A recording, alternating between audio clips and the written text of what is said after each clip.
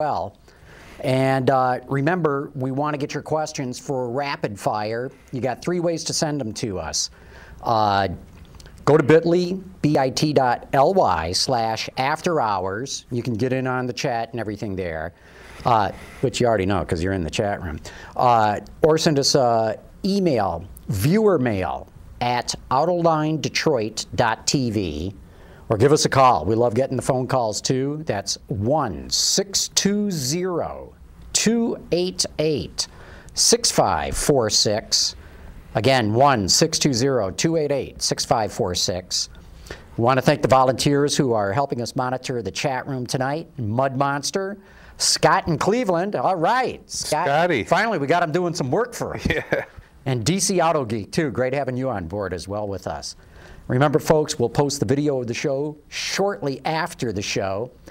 Anyone can subscribe to the podcast, which will be available on the iTunes Store tomorrow. You go to Autoline After Hours, just search that. It's free. It'll be up there tomorrow afternoon. Don't forget you can get this show and all of our shows on your smartphone or BlackBerry via Stitcher. Just go to Stitcher, or the Stitcher logo on our website. Click that on. It'll walk you through the paces. And Ben, can we talk about the contest yet? Not yet. Not yet. Okay, we got a contest coming with Stitcher. We can't tell you about it yet. And we're going to get going here shortly.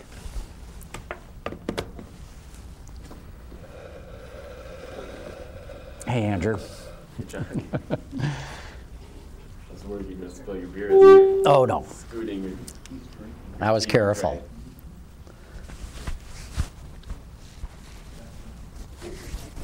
1 minute. Do one more thing.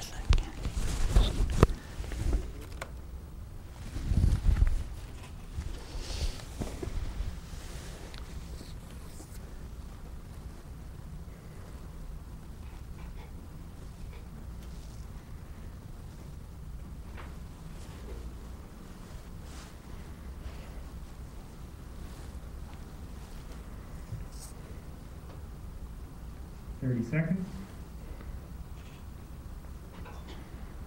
What are you driving this week? Q7, diesel. Great car. I've been in the last week or so, the A6, A7, A8, and Q7. There was an Audi event, and they didn't tell me. 8, 7, 6, 5, 4, 3, 2, 1. Autoline After Hours is brought to you by Bridgestone, passion for excellence. Chevrolet, the all-new Chevrolet Cruze. Get used to more. And by Hyundai. Experience the 2011 Hyundai Sonata today at HyundaiSonata.com. Hey, thanks for joining us for Autoline After Hours, folks. Great having you back with us, and it's great to be with my co-host, who I haven't seen in weeks now, Peter De Lorenzo, the Autoextremist himself. Yes, buongiorno, Johnny. I was gone. Buonasera. Lost in the Twilight Zone up at Road America. It was awesome. Well, we had a week off, and then you were bombing around Road America last week. Yeah, that must have been a lot of fun. The big vintage weekend is worth it for... And that's what you were up for, vintage cars? Yeah, all the enthusiasts out there, if you've never been, you should go. There's 4, well, there's more than that, but there's Pebble Beach, Monterey. Mm-hmm. There's Road America. There's the Walter Mitty at Road Atlanta. There's a great event at Watkins Glen and Labor Day. There's one at Lime Rock. But Road America is the one. If Pebble Beach, Monterey is the car event, then Road America Vintage, the vintage portion, I think, is pushing the Monterey Historics for caliber of cars and entries and drivers. And I'm biased, but I think Road America is the best track in North America. I mean, in the U.S. So, did you get out on the track? Did you get to drive? No, but there were lots of friends running, so it was good. It was very good. Yeah, you're right. I do got to get out there at some point. Well, we've talked about that. If there's a sponsor out there, yes. If you'd like to you got some takers. Yeah, if you'd like to step up, we would go to Road America, to Elkhart Lake. We'd set up shop. and do Autoline Sunday shows and maybe bonus Autoline after hours, maybe one every day for 3 days. That's right. All it takes is a sponsor to bring us there. What have you been up to except go to an Audi event that I wasn't invited to? Not only did I go to an Audi event, they had it here in town at a Frank Lloyd Wright house that I never even knew existed in Detroit. Must have been commissioned by some woman named Dorothy Turkel, because they refer to it as the Dorothy Turkel House, or maybe it's Turkel, I don't know, but cool little place. Audi had a great little event out there. I mean, I shouldn't say a great little event. It was a chance to talk with some of their execs in a unique location in Detroit that I had never even knew existed. Was Johan there? Johan was not there. Okay. So don't get too pissed off. No, I won't. But you guys know better. Yeah. Hey, we got a great show tonight. Yes, we did. And we got a couple of guests coming on. Later in the show, we'll be joined by a guy named Tom Crumm, who's written a book that I'm just really fascinated by, called What is Good for General Motors, in which he wants a new business model for the industry, but also wants to get rid of the moving assembly line. That really caught my attention. We're going to have to ask him about that idea. But right now, why don't we have Duncan Dayton come up, because he's involved in a project that you know a whole lot more about than I do, Peter. But tell the audience who. Duncan, great. Come on in. You got to put a microphone on here. Oh, here, Chip will get it on you. Duncan has been racing cars most of his life. He has won the very prestigious and famous Monaco, what is it, Historique? Grand Prix 10 times. Oh my God, driving what? A couple different cars, right?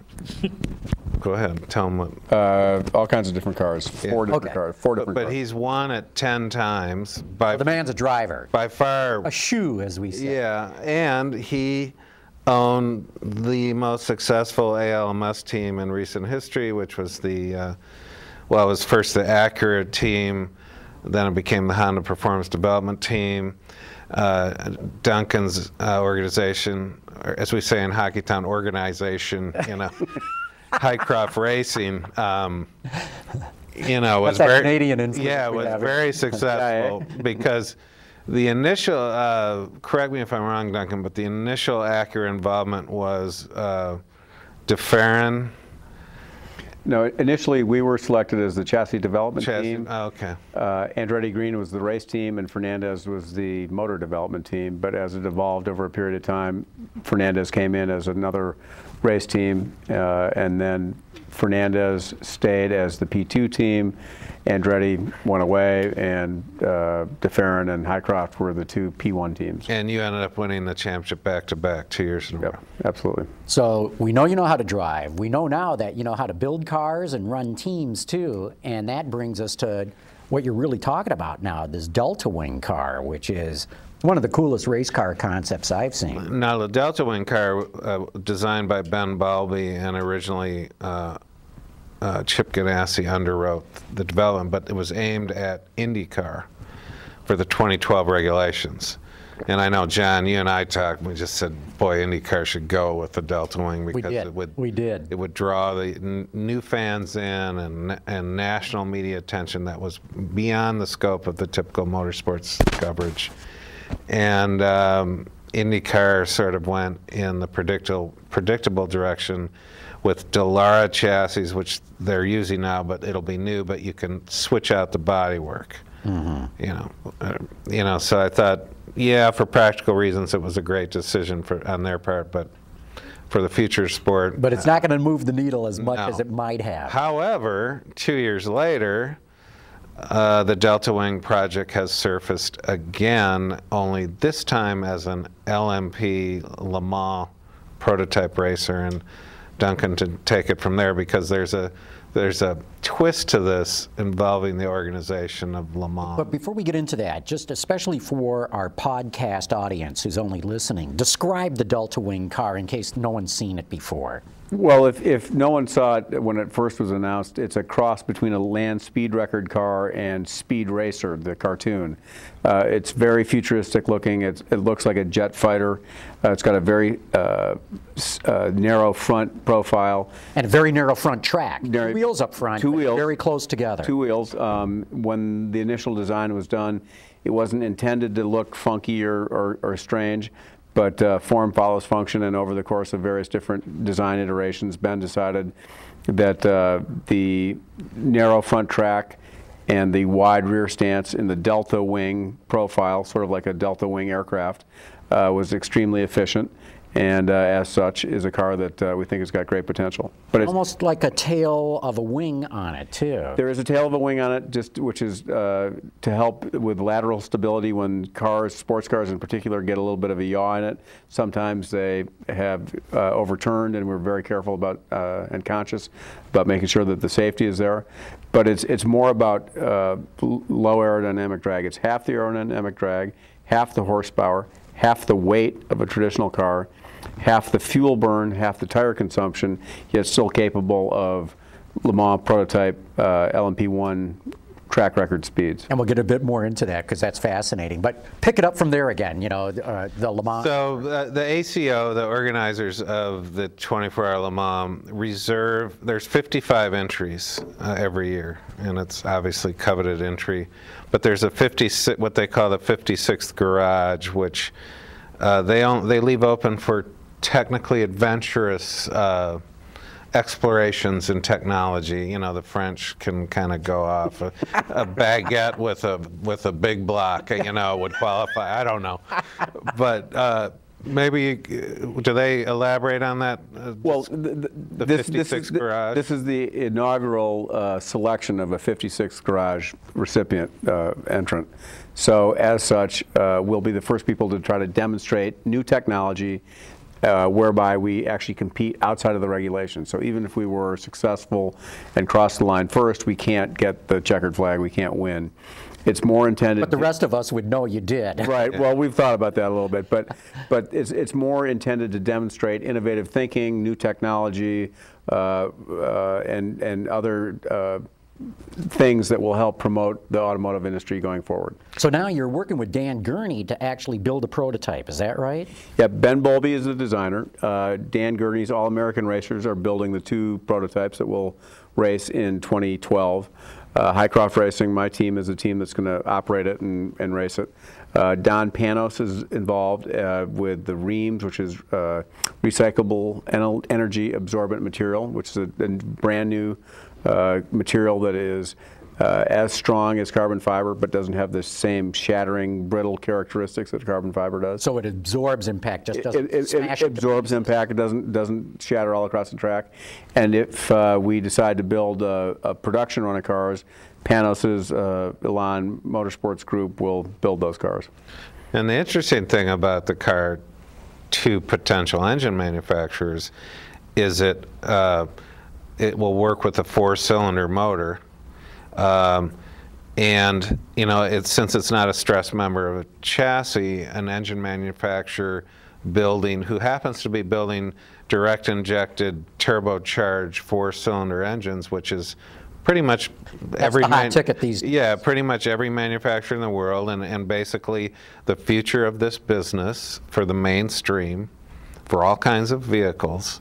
So this DeltaWing car with a 4-cylinder with what, 300 horsepower? About 300 horsepower. 300, 325 will lap Le Mans within range of the Peugeot and Audi. And you've simulated all this to get that comparison? We have, absolutely. So, but what Duncan's doing now and his organization,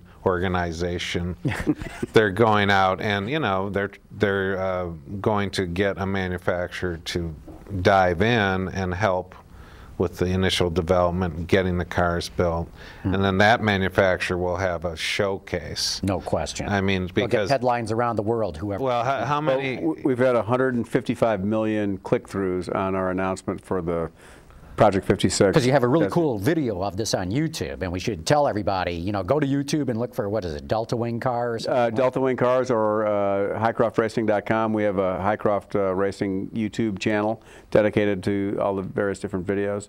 But it's really cool. It's a neat opportunity for us, and we're anxious to see how it all works out. And when you see it, you realize if IndyCar had adapted the DeltaWing, it would really send a message that IndyCar is so light years beyond NASCAR. They'd be a leader. But in my mind, thinking about it, I think Le Mans is a more appropriate venue because Le Mans has open-top cars, closed-top cars, GTs, prototypes. It's a much more inclusive formula and a better venue, in my opinion, for this. Plus, it's also fundamentally revolves around overall efficiency. Right.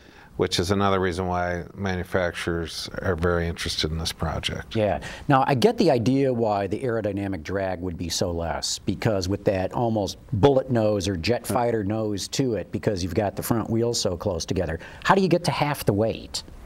Well, you're taking away probably 2/3 of the front half of the car as far as suspension and whatnot. The other thing is that the 3 points make a plane, so you really don't need the torsional rigidity in the chassis and tub design. So the front wheels are so close together, it's essentially like a triangle? It's like a triangle, and 72% of the weight is on the back axle, so you only need a very thin and light front component to hold the front wheels. The front wheels are laden very lightly compared to the rear wheels. But I would think that a car like that would really understeer like crazy. Therein lies the interesting challenge. I mean, a lot of very smart people think, aha, of course it's going to work, and a lot of very smart people go, there's no way that it's going to work. But if you think about a traditional aircraft that we all fly in every day, it is the same layout, very large rear carriage with a lot of weight on it, very light front carriage with very small wheels, closely spaced together, very stable under braking. Or another analogy would be if you think about the jogging strollers that women run with their children in it. Two big wheels in the back, one very small, or two very small wheels in the front. Very maneuverable, turns quite easily, as opposed to a four-wheel stroller, which you have to sort of crab around a corner. So we're convinced it's going to work, but show up at turn 1 at Sebring and see if we get around the corner. That's good. So we're seeing the video's on the screen right now. Yeah, Ben's got that up there. So can you give us any sort of forecast when a car like this might actually turn a wheel? Well, the current production schedule is slated to have a car to us by the end of October, beginning of November. We'll do a lot of gearbox and chassis dyno work before it actually hits the track, and then we're expected to be on track towards the end of November, beginning of December. So should be a very exciting. aggressive test schedule. I mean, with the Acura program, we had about, well, we were on track by October with a program that had been in development for 2 years, ahead of going to Sebring the following year. This time, what would normally be an 18-month or 2-year program is condensed into about 10 months. So we're under a very, very tight time scale. Youch.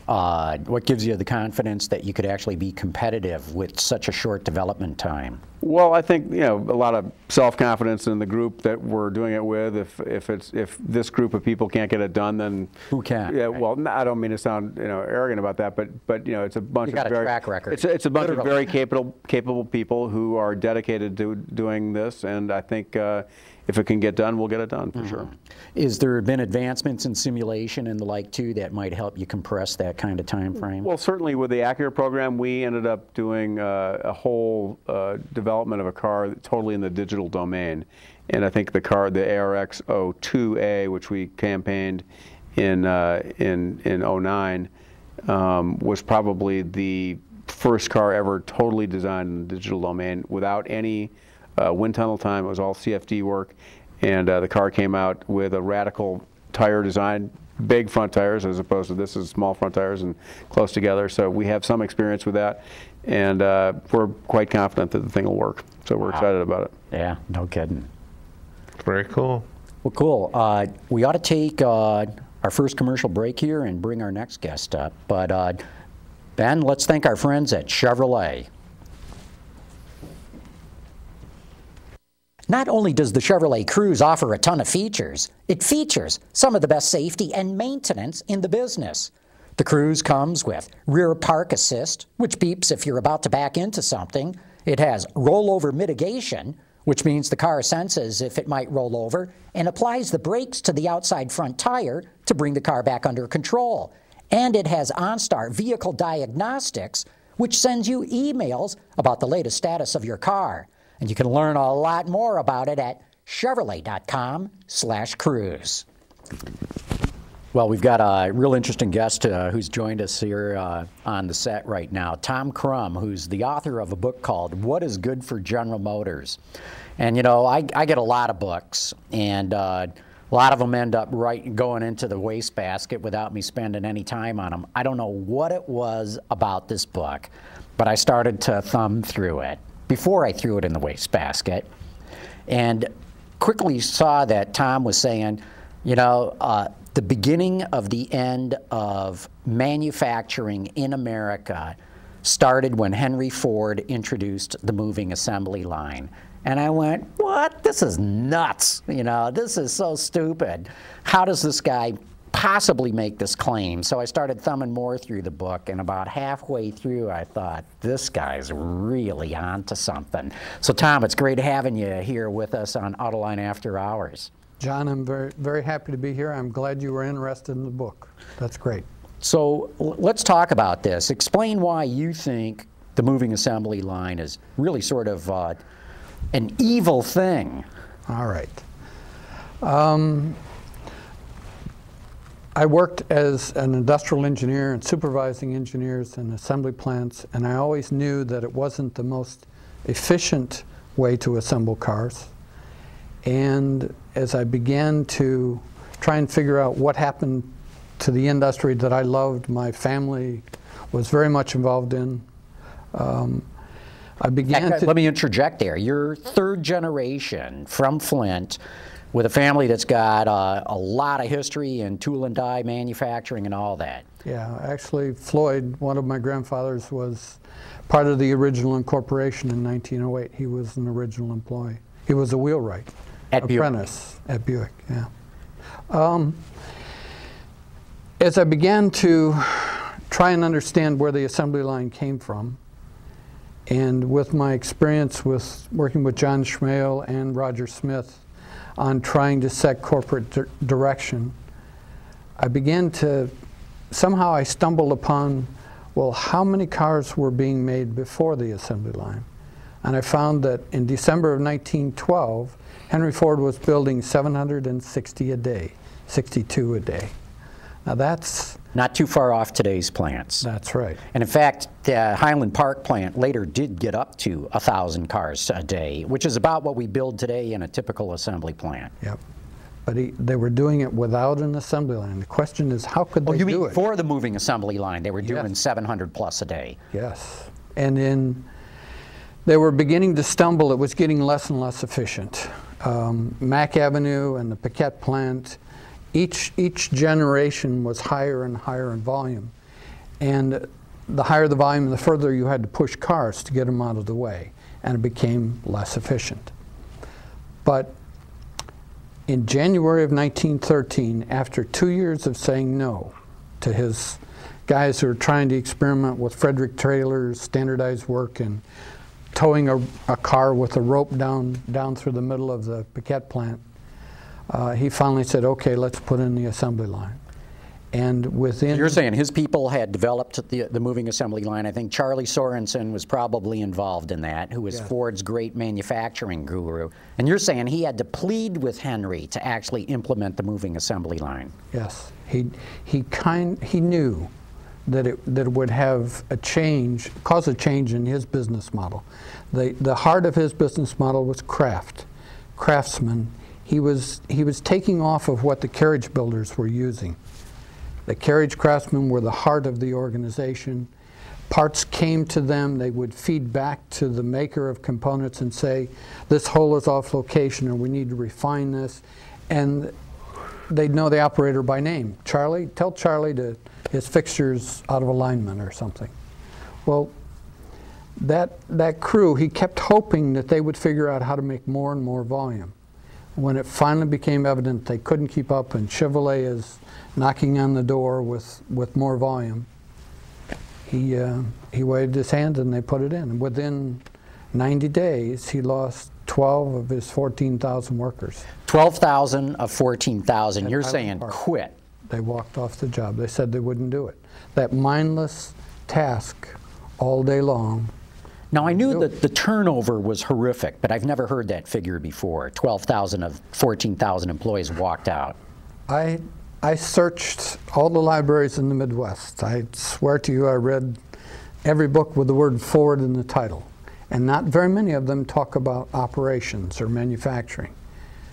But when I went to the Library of Congress and spent about a year working in the Adams building, I began to find that there were other ways of making things, and Ford was adopting the carriage maker's craft system. But when, in 1913, in January, well, it'd be in February and March when they walked off, he rehired, and the new crew wouldn't stay 2 months. He raised the wages 15%. The third crew wouldn't stay. He shortened the workday from 10 to 9 hours. The fourth crew wouldn't stay. So what you do find in modern history books is what happened in January of 1914. He doubled the daily wage.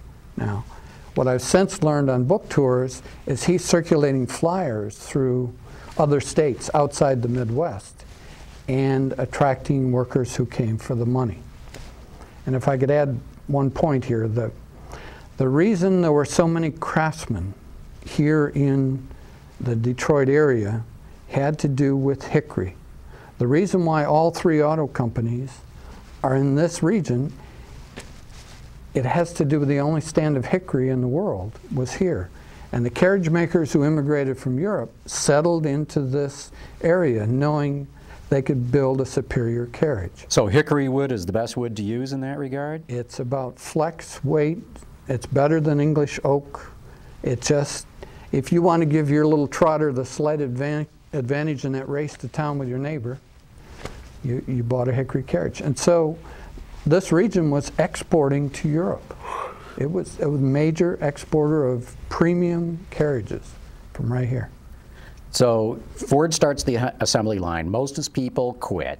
He has to keep raising wages and raising wages. We all know the $5 day, and I do know this to be a fact. You're absolutely right that he had to literally bribe the workers with the highest wages in the world. Otherwise, the turnover was that horrific that he had to do it.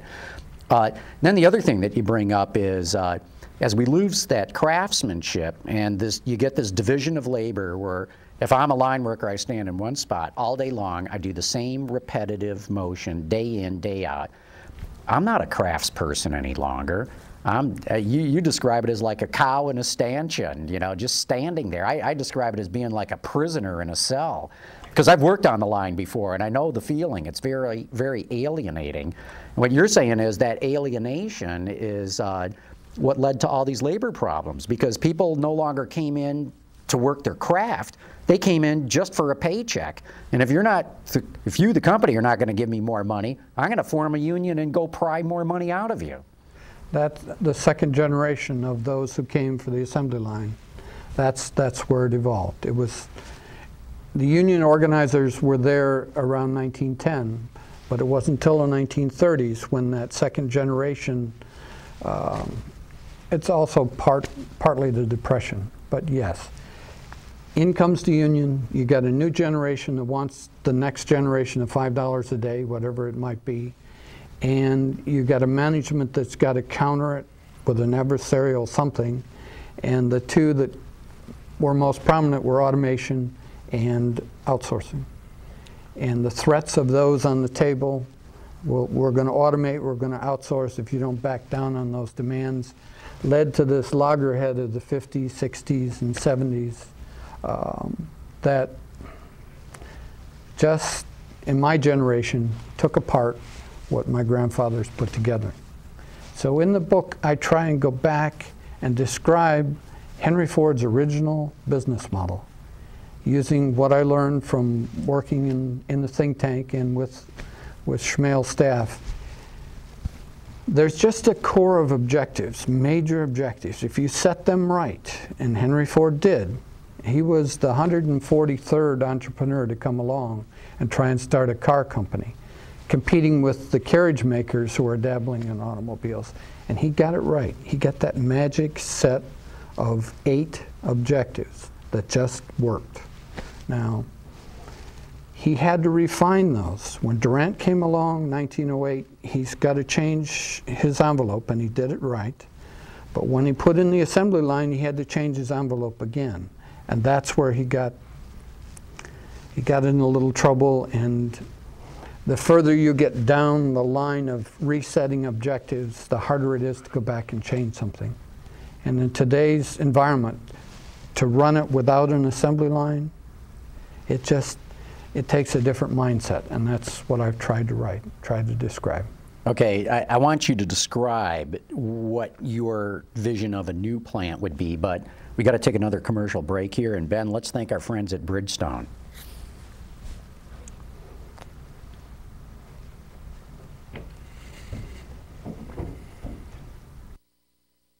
Bridgestone is featuring its 3rd generation of run-flat tires with groundbreaking new technology. Current run-flat tires can offer peace of mind for consumers, but the added mass and the stiffer sidewalls can compromise ride comfort and fuel efficiency. The new 3rd generation Bridgestone run-flat tires reduce heat and improve performance and ride comfort. Whether you're a program manager in the industry or just looking for a set for your personal car, check it out at bridgestonetire.com. And today it also takes unions. So Okay, when Ford switched from the craft assembly to the assembly line, how much less production was there? Was there more initially? There was more initially because he'd gotten up to 760 a day. He needed more, and the assembly line was more efficient. And there are books about how it was more efficient, which cemented the assembly line as the right thing to do. But if you go back down in volume to a lower scale, which I talk about around 200 a day, 100 to 200 a day, there's a much more efficient way to make cars. So let's start out with that. You're getting rid of the moving assembly line. How do you build cars? You see bits and pieces of it. You saw it at Uddevalla with Volvo. You saw it in Spring Hill, Tennessee with Saturn. In an assembly line, the car moves, the equipment, the people, and the components are all stationary. And the car goes by and things get put on. Suppose you move the car, you move the people, and you move the components. The only thing stationary is the equipment. And you cluster the equipment in stages of assembly. So you move into an area and you do all the trim, or you move into an area and you do the chassis work. It's not unlike what happens in your local garage with your mechanic. When he diagnoses that somewhere in the heart of your automobile is the problem making that noise, he takes it apart and he lays it around the room. And when he's got the new part, you'll see him waiting for the part to get there. You'll see him struggle maybe with getting your car taken apart, but you rarely ever see him putting it back together. It's because it's that fast. Because when he starts to put it together, he laid it out this way, he puts it back together this way. Everything goes back in and your car's ready to go. So you're talking about having like a big room or a skillet or a pallet kind of a thing where the car would be on that, all the people who are going to build the car are on that, all the components are on that, and it just goes to different areas of machinery, whether it's machine tools or painting or welding or whatever it happens to be. Tire mounting, bending, exhaust system or fuel lines or any of those things. That's kind of like the modern supercar plants though, right? I mean, the limited production. McLaren. Yeah, McLaren. That's what they do. I mean, they move the vehicle to the next station. Yep. But what Tom's especially keying in on is a team builds one car at a time. And you have multiple teams building multiple cars at a time. But what makes you sure that, because your idea is to build a plant with about 500 people. Today's typical assembly plants are about 2,500 people. So you're talking 200 people that build 1 to 200 cars a day. Yeah. Versus 1,000 cars a day in a modern assembly plant by 2,500 people. Right. What makes you sure that 500 people can build that many cars a day under your system? Being an industrial engineer and having struggled with balancing work along a line, where an assembly line is inefficient, okay, is part of it is line balance. You know, you have to put work elements on a workstation. When you add them all up, if it's a 1 job per minute, it doesn't come up to 60 seconds. It's something less. And the next one's a little more, and the next one's a little less. But the average of that is only around 78%. That's 22%, that's 12 or 13 seconds out of 60 that you struggle to balance. That's an optimal. If you then add to that the time that you spend walking back to the next car, and it isn't just walking, you've got to move the air hoses, you got to stop and pick up components out of shipping containers, that's around 17 seconds if you ballpark.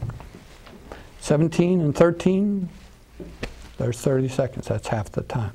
Now, wow.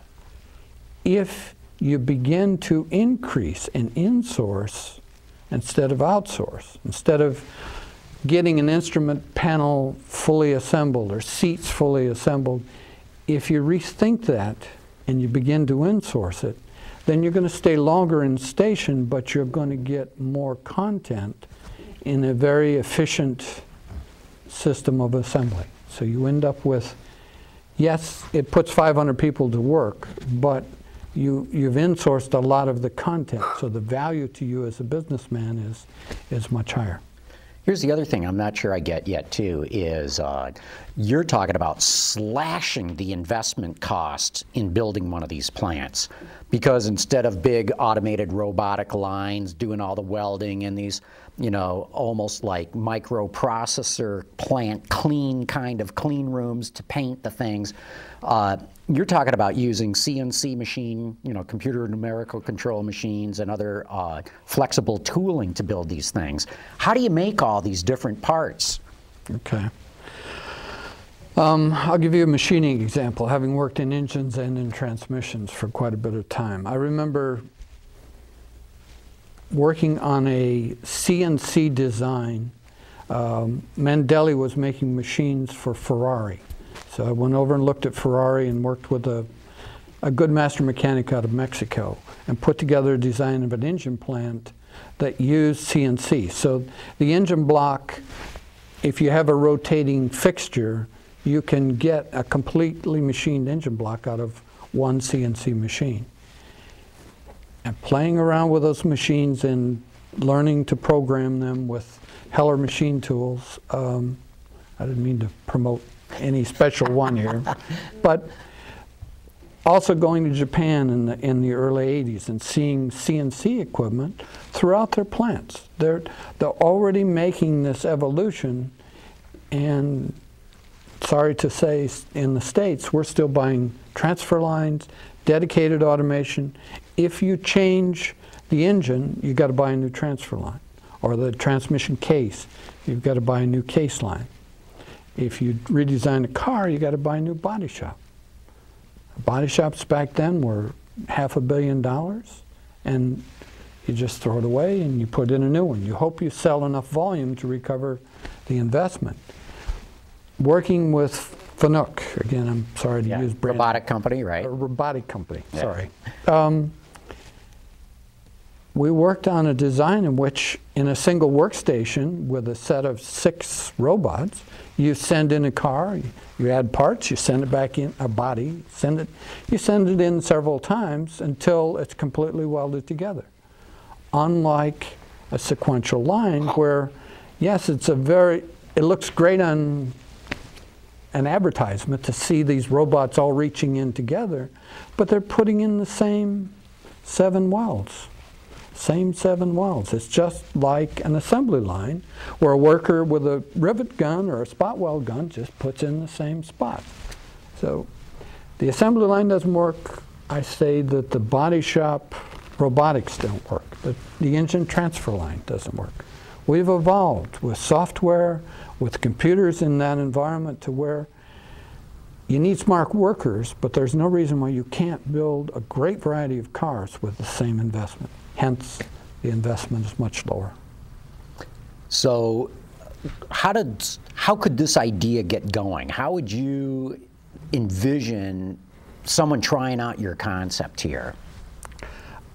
I think there are a lot of ways. It can begin, we talked earlier about taking one car line and one car manufacturer and just building one of these new plants. But you have to bring it along in a culture that wants it to happen and doesn't object to it. That's difficult for the big three to make that evolution. It can also be an entrepreneurial startup. This could be the 143rd entrepreneur who Tucker and DeLorean, they all tried, okay? But along comes somebody that has the whole business model, and boom, they've got a car company. So some sort of low volume, you know, I could see companies that build garbage trucks, school buses, that sort of thing, motor homes. The greater the variety, the better.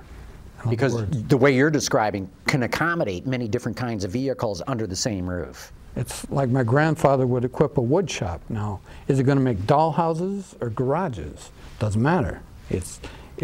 With that set of equipment, you can make anything.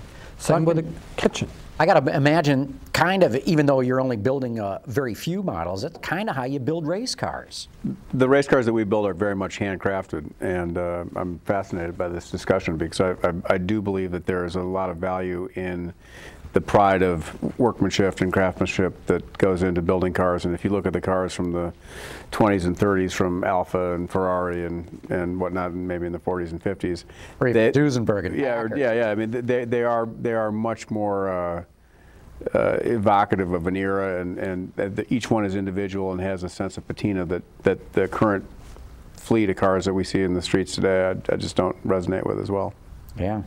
And craftsmanship, what I'm intrigued by Tom's idea is if you were able to slowly over time, because again, I don't see it happening fast, not with the big three, you could totally change the culture. I could see where line workers no longer come to work like prisoners and only want a paycheck. They would become craftspeople who go to work on products that, you know, they knew they crafted and would be coming to work out of pride, not just for a paycheck. The whole apprentice system is something that's been lost, I think, in this country. It has. Which, you know, is a great system to train people how to become craftsmen in whatever profession they choose. Well, that drove the German auto industry. Still does, to a degree. I mean, they have a much better vocational program than we've got here. We've got it, but we don't push it enough. It's not assembled in a way that you could build a whole automobile. It's bits and pieces of one. Yes, a collective big enough to make a whole automobile it's not a small task. No, you're not going to do it with just one set of 500 people. But if that's a franchise that takes direction from a core that keeps feeding out new designs and new opportunities, why can't each plant build 200 a day of up to 5 to 20 different kinds of things? 20 different models out of one plant per day? Possible. See, what I love about Tom, too, is this isn't just, you know, flaky guy that came out of nowhere with this idea. You've got tremendous amount of manufacturing and engineering background. You know, you worked in strategic planning at General Motors.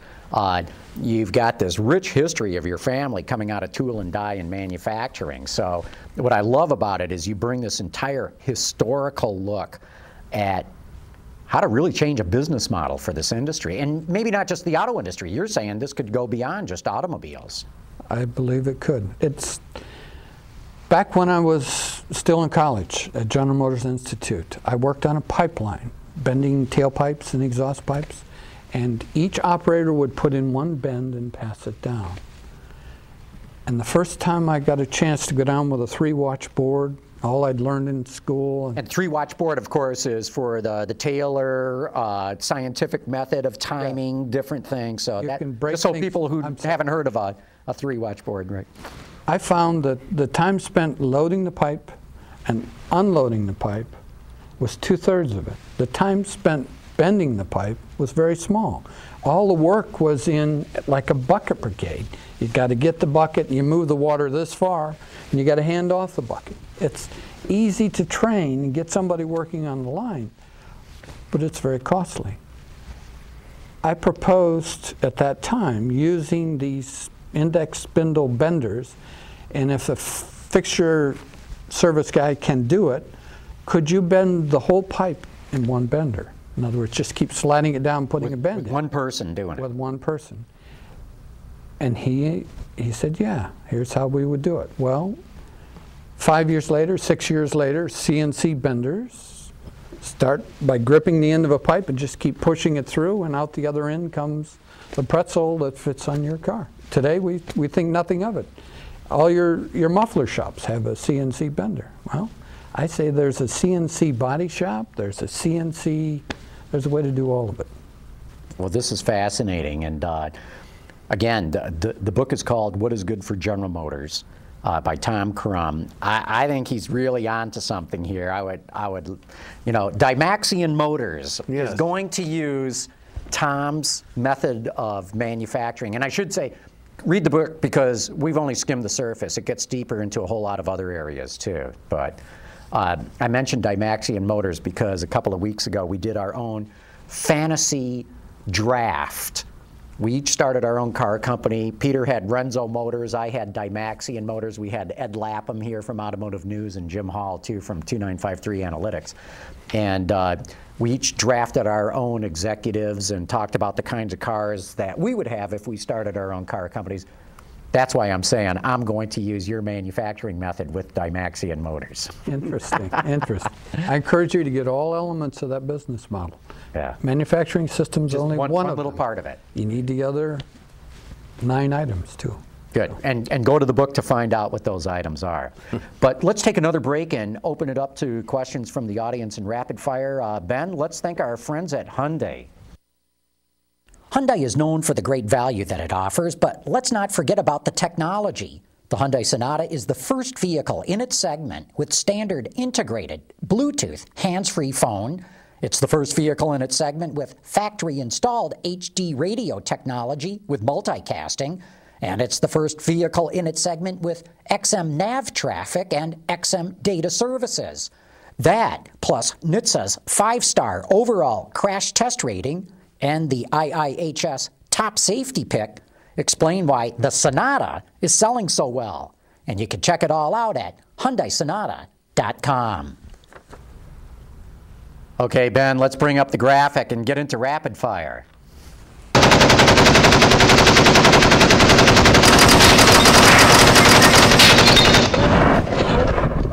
Okay, this is where we get questions from the audience. We try to rapid-firely answer them back, but comment from Stu. He says, ask Duncan if the DeltaWing will compete in the ALMS or World Championship, and if it will be homologated as an LMP1. We have the clearance to compete in the ALMS, and we may, if we get the right funding, compete in the World Championship. And at this point is unsure what classification it would run in, but I think LMP1 is the right choice. Cool. Tom Baja Busta wants to know, what's the difference if the car is moving down a line or if the parts are moving to the workstation? Something's moving. It's more efficient if the car, the people, and the parts are all in the same place, and they stop at a location where the equipment is. It's like being in your local garage. It's very efficient. Unsprung wants to know, have you ever worked on an assembly line? Yes, I did. Spent my first year on the assembly line. I do too, and that's why I know a few things about this, and that's why I think you're onto something. If GM had, Jonathan wants to know, if GM had not instituted the assembly line, wouldn't have Ford kicked their butt? The evolution to the assembly line all happened at about the same time. They all made the move. Chevrolet was to a point where the volume was high enough that the carriage system wouldn't work. So, don't know. Without the technology, Ford would have kicked their butt, yes. With today's technology, I would vote for no assembly line. Jonathan says, apropos of the alienation we're talking about on the assembly line, he says, maybe that's why all those Chrysler union workers are getting high on their lunch breaks. And he may not be that far off on that. That was, what, the second official episode in the last, what, 3 years? No, I think just in the last year, isn't it? Maybe 2 years. Yeah, last 2 years. Yeah, but, yeah. Ben, I see we got some phoners coming in. Let's bring one in. Hi, this is Jeff W. from Albany, New York. What does the panel think the probability is that VW will sell its shares in Suzuki and walk away? So Suzuki will want to tie up to next? Maybe Fiat, or would they rather just go it alone? Bye. Yeah, what he's referring to is Volkswagen, I think, owns 20% of Suzuki right now, and they're arguing over what the deal they agreed to is really about. And Suzuki wants to be much more independent, and Volkswagen, apparently, based on what I'm reading, is trying to read them the new rule book. I doubt Volkswagen will walk away from an investment. That's just not the German way. They'll figure something out, and I'm glad I'm not going to be in that negotiation. Ben, let's bring in another phoner here. Hey guys, it's Jonathan out in Old Japan. All right, Jonathan. Great show. So happy I get to catch the live episode tonight. Quick question with GM. Will the 8-speed automatic that they're coming out with be in the Corvette, the Camaro, the ATS, the CTS? And will that preclude an MCT or a DCT transmission for performance versions? Just a quick guess. You know, again, always fun. Great show, and thank you for all you do. Have a nice evening. Well, thanks, Jonathan. Peter, you're more up to speed on all that than I am. You know, I would bet, knowing the players, Mark Royce at GM, if they've got advanced transmission technology, they're going to put it in their best stuff. Now, whether that's the new Corvette, the next generation CTS-V, or the ultra Cadillac sedan that's on its way, you know, they will employ the stuff. How it affects a double clutch gearbox, you know, I don't know. GM's not big in the double clutch, really. No, it's not. And so, you know, they will have sophisticated transmissions. They will approach it differently than others. I mean, but that's part of the business, you know. That's right. I mean, Volkswagen Group is big on double clutch. Yeah, and there's a historical reason for that. Europe never went with automatics. We in this country did. We got billions and billions and billions invested in, you know, torque converter, step gear transmissions, and Europe didn't need to walk away from that investment to get into DCTs. So GM's going to put their stake in the ground with a very sophisticated 8-speed transmission, and I imagine there will be 9 speeds and whatever they're going to need. But they'll put, knowing Mark Royce and his troops and his philosophy, they'll put their best stuff in their best cars, and then they'll push it down into the lower model ranges too. Tom, Jeff W. wants to know, is our educational system geared to produce the workers with the skills to make the process that you're talking about? He says most high school grads today don't know how to do anything with their hands. Well, that's good conclusion. That's a crisis in this country. Yes. I live in Arlington, Virginia now, and I'm very interested in education. In fact, former John Engler gave me a package to look at. He's trying very hard to make an evolution in skill development. You're talking about John Engler, the former Michigan governor. Yes. Yeah. So the answer is no. It's not there now, and it's not just our trade schools. It's got to be a complete rethink of work experience, education experience, like apprenticeship. But it doesn't begin with education. I almost think it begins with a job, or certainly in parallel. If you educate them and you don't have the work environment, then it's a waste of energy. You got to have both. Goggles Pisano's got a question for both Peter and Duncan. He says, what do you think of the contact and the passing at the Toronto Honda Indy earlier this month?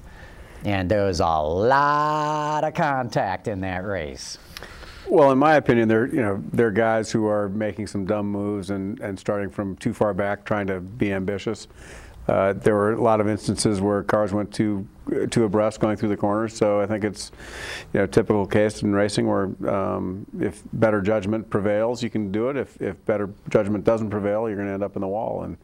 And I think IndyCar could do a little better job of policing some of it and handing out penalties in a more even-handed fashion. Do you think the double file restarts is the cause of this? No, I mean I think the double file restarts are great. The fans clearly like it, so I'm a advocate of that. But I think it just takes a little bit of discretion on the driver's part to make sure they get through the corners in a fashion that is going to allow them to go on and win the race. Especially on a street course. Yeah, well, I was going to say, that's what I was going to ask you guys. I mean, those street courses are so tight. There is no room for. I don't like them.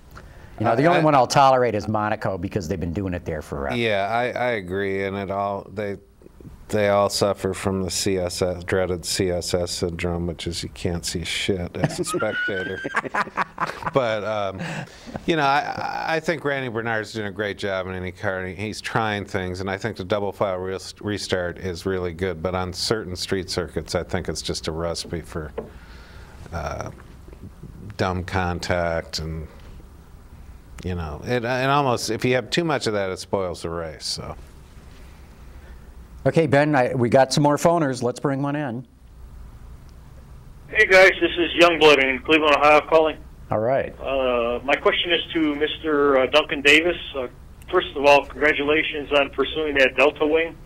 And I just had an idea. How about calling Eco Motors and get that OPAC motor? Boy, you talk about revolutionary. No. There's an idea. I'm sure they'll be interested in getting the publicity that it could support or supply. Great show. Good job. Later. Bye. We just had another question come in, too, via email on that. So I don't know if you're familiar with the OPAC. Was it? Yeah, Eco Motors. Opposite. Yeah, opposed piston, opposed cylinder. Yes.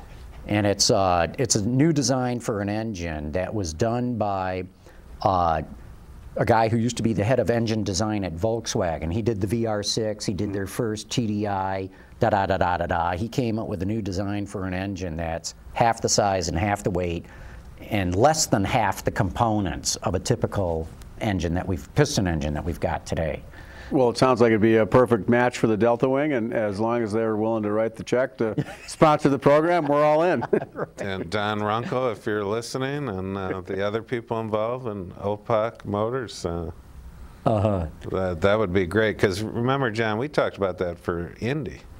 Yes. OPAC Motors should be, doing Indy engines. So here's a perfect opportunity. Plug it into Absolutely. And don't forget that Dymaxion Motors is also using OPEC engines. Oh, that's right.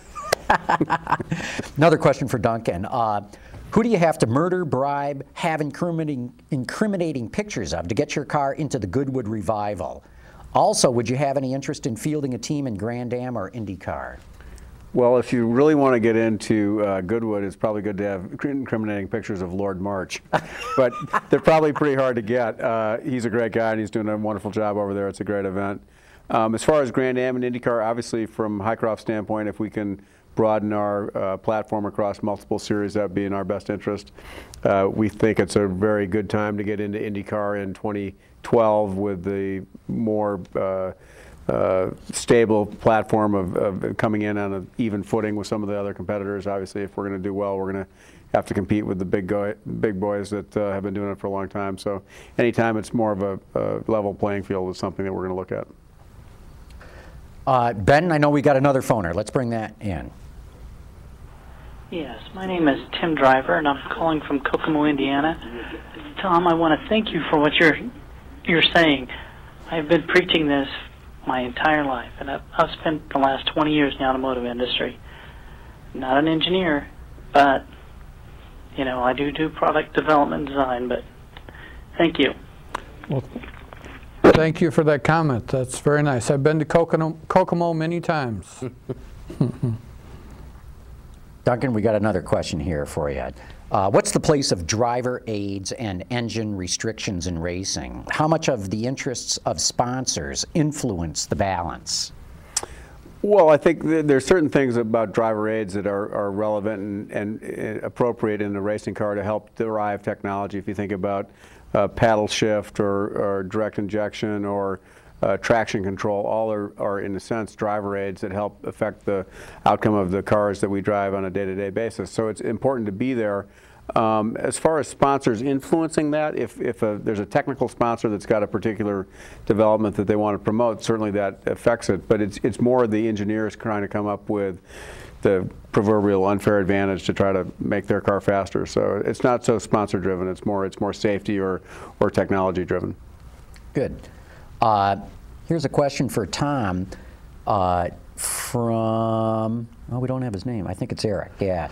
He says, I've watched how Porsche built the Carrera GTs with small teams at each station on a super short assembly line, and I've also witnessed the level of pride in the workers at Stuttgart who built the 911s, Boxsters, and Caymans. It's my understanding that the workers there perform a different assembly job every week, and as a result, they're able to build an entire Porsche, a real source of pride for them. Is this typical at a GM plant, or at least maybe the Corvette plant? In my experience, it is not typical. Having been to Stuttgart, yes, it does come close to having a team build a car. What I'm suggesting is to get low cost, competitive with imports, you got to think about letting a team of 4 put the whole car together and move their car, the components, and the workers to each workstation. So at the end, they do the road and roll test. They know if it worked. They fix it if it doesn't. If it bounces back out of audit, they fix it. They take pride in their work, and they begin to build multiple cars per day. How many people per team building a car would you see? Roughly 6. The idea, there's 4 working on it. There's 1 in training, and there's 1 on vacation. So the experience that Volvo had is once a team begins to work together, they want to stay together. They have a like culture, a like set of workers. So now Volvo did do that, right? Wasn't it at Kalmar though? I thought they did the team concept at Uddevalla. Uddevalla? Okay. Yes. And actually, I had a chance to interview 2 of those workers, and what they said is kind of like what I learned from my nephews. The average was about 1.5 months to learn to put a quarter of a car together.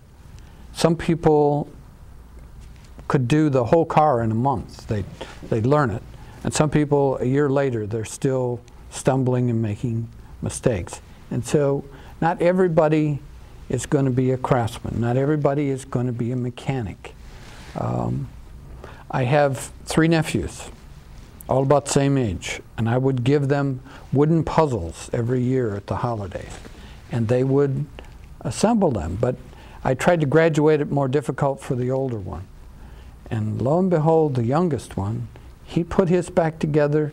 The other 2 would tire of it. He'd go over and put this one together and put this. He, to me, was the most likely to be a craftsman. But he went off to business school, and he now runs a grocery store. So. Uh-oh, went to business So much school. for that theory. Bob Lutz would even tell us that would ruin him. Hey, we got another phoner here. Let's bring it in. Hey, John, Rick from San Diego.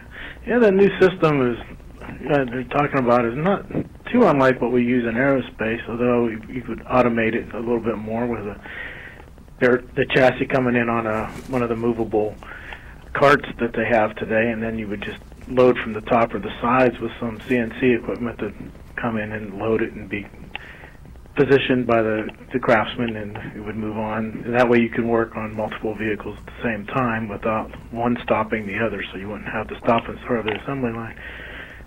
Thanks. Well, good. Yeah, thanks for that comment. And kind of interesting. Yes, that's the fact that people are supporting this idea. It gives me courage to keep going with this thing. Maybe somebody will do it. Well, good. Well, look, we're at the top of the hour here. It's probably a good time to wrap up. But Duncan Dayton, great having you here. I mean, more power to you. I would, you know, Peter and I flipped out about this race car when it first came on the scene a couple of years ago. So it's so cool to have you here talking about it. Well, thanks. Thrilled to be here, and we'll look forward to seeing you at the track. Great. And Tom, thanks for coming in and talking about your book, because boy, I really think you're onto something with this. I hope somebody in the industry takes it to heart and decides, hey, how do we do a little pilot program? How do we start growing this thing? And I'd love to see it blossom from there. John, I've enjoyed this very much. Peter, thank you very much. It's cool. And Peter. Now we're going to go out to 101 or whatever it is outside. Oh, yeah, it's blistering hot out there. Blistering hot out there. But come visit us in January when it's, you know, about 100 degrees difference. All I can say is I'm not complaining. It's better than February. That's all I can say. So great seeing you, Peter. It's good to be back. We'll see you next week, everybody. Yeah. And just for everybody watching, we're going to have Jay Barron here next week from the Center for Automotive Research. Great guy, really knows a lot about what's going on in this industry. Don't forget that Autoline is going to be taped tomorrow night. You can join that at bit.ly/what did I? Roundabouts tomorrow night. Sorry about that. Go to Roundabout, and they're going to have Jeff Gilbert from WWJ on that show. Don't forget, folks, that you can find us at facebook.com/Autoline Detroit. Follow us at twitter.com/Autoline. And definitely go to Autoextremist.com and read all Peter's stuff there. And thanks for joining us tonight. We'll see you next week. Autoline After Hours is brought to you by Bridgestone, passion for excellence. Chevrolet, the all-new Chevrolet Cruze. Get used to more. And by Hyundai. Experience the 2011 Hyundai Sonata today at HyundaiSonata.com. Yeah, sorry about that, Ben. I scrolled down the script. I put in the thing about Roundabout too far down the script. I'm also on Twitter, don't forget. Oh, darn it. That's all right.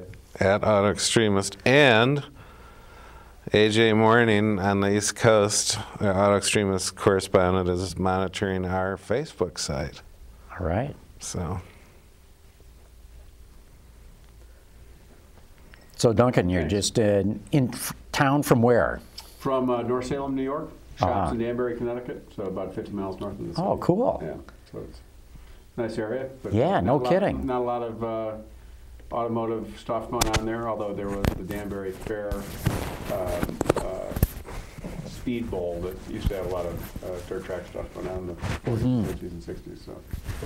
Now it's the site of a big regional shopping mall, so there's a few scattered motorheads around, and Bob Sharp's shop was close by. So, can you believe I've slammed that Dodge Durango spot? To read what I wrote, and on the table they do this spot about, they show this old abandoned racetrack and performance is dead. And where is that racetrack? It's in Georgia. It's a small little track in Georgia. The whole premise is so screwed up.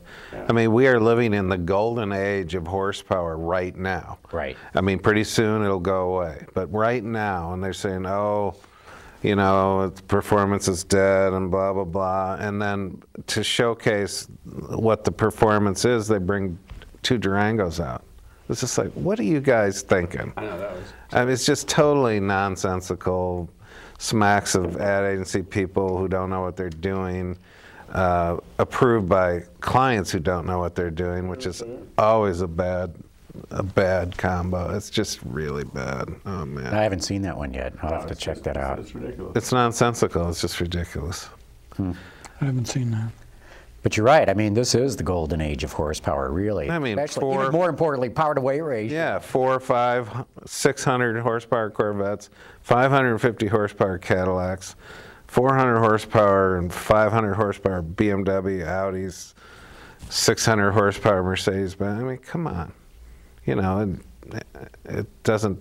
300 horsepower is like, you know, nothing. It's out there. Unless it's in a DeltaWing. Yeah. Well, real good, guys. This was excellent. It's good. Thank you very much. I mean, it's good to take advantage of Duncan being in town.